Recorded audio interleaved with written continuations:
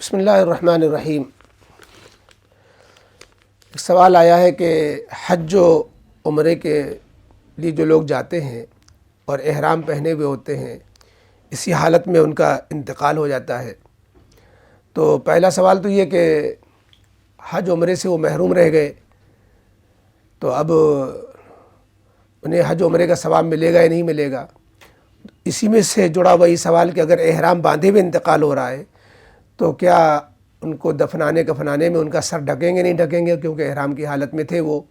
سر کھلا ہوا تھا اور سر کھلا رکھنے کا حکم ہے، تو اب سر ڈھکا جائے گا نہیں ڈھکا جائے گا؟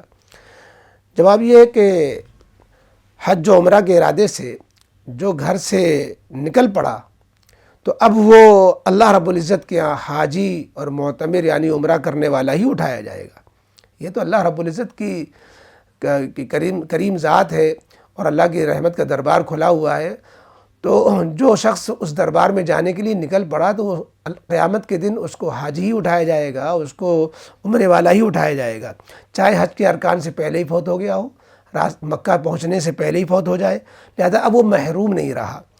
علماء نے یہاں تک لکھا ہے کہ حج کے لیے روانہ ہو جانے کے بعد راستے میں یا مکہ مکرمہ میں جس کا انتقال ہوتا ہے وہ شہید ہوتا ہے، یعنی یہاں تک لکھا ہے اس کو شہید کا شہادت کا مقام ملتا ہے اور قیامت کے دن حاجیوں کے زمرے میں اٹھایا جاتا ہے۔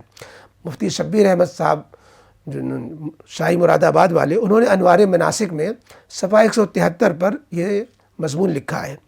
بہرحال جہاں تک کفن کا مسئلہ ہے تو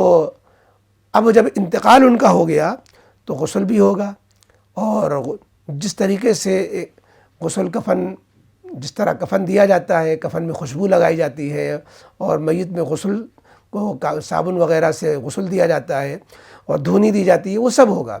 یعنی یہ سمجھنا کہ چونکہ احرام کی حالت میں ہے لہذا ہم غسل دینے میں بھی احتیاط سے کام لیں، احرام کی حالت میں لہذا کفن میں بھی ہم احتیاط سے یہ کام لیں کہ سر نہ ڈھکیں، ایسا نہیں ہے۔